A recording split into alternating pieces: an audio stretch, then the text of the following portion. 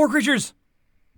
I kinda like the variety you can see now in organisms, but with the animals in particular, I still feel like we're looking at mostly variations on the same body plan. Now there are plans, and code, to have parts combine on top of each other to make some really interesting stuff, but none of that can evolve yet. But species, as well as games, start to look different from each other, and I think that's what's important at this stage. Now there's a sneaky trick I'm doing here to add some more variety between games, by adding a new step to Auto Evo called the part library.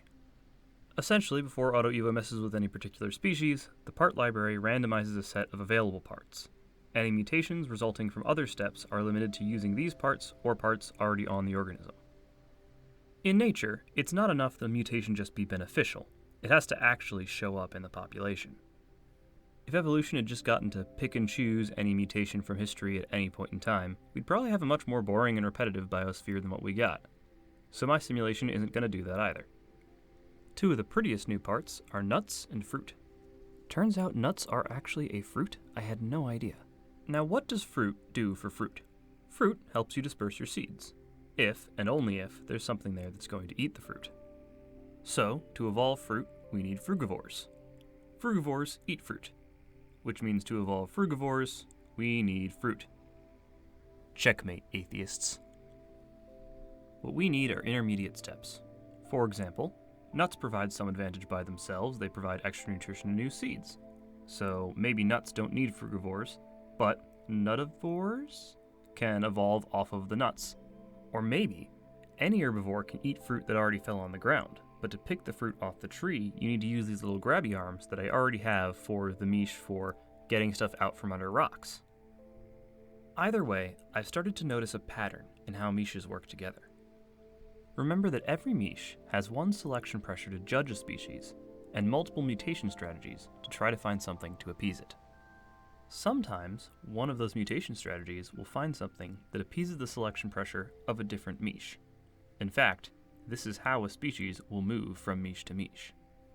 Lately, I've been designing it that way, because that's the pathways to find more derived forms. Is this structure the basis of a new, even better Auto Evo algorithm? I don't know, but I thought it was interesting. I'm going to table that in my mind, and now it's in yours too. All this leads to a new important question. How do I know the simulation is actually doing any of this? Even with this fancy new algorithm, it could still be minutes before some of these more derived forms evolve.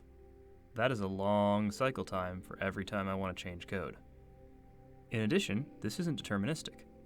By design, this game does not produce all adaptations in all runs, so just because I don't see something appear doesn't mean the code is wrong and it can't appear. Here's some software industry wisdom. If there's a part of your code base that hurts to test, you need to be testing that, because I guarantee you that's where bugs are showing up and not getting noticed because no one wants to look. Now I don't have interns to torture, so I'm going to have to work on how to make this easier. What does that look like?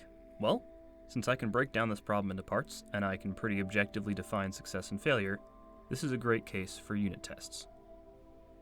Take out the dice rolls, take out all the pretty pictures, and just go through it one step at a time.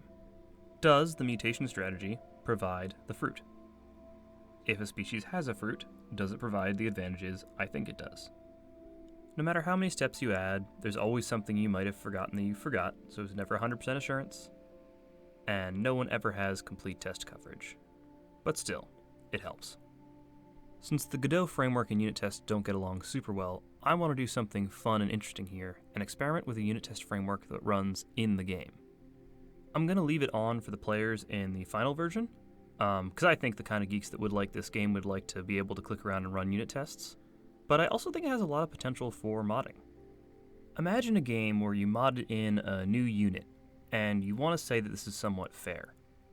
Well, one way to test that in an unofficial way would be if I, the game designer, wrote down these rules for what kind of power curves or abilities or counters a unit should and shouldn't have, and you can run those tests to validate my kind of indirect approval for that game.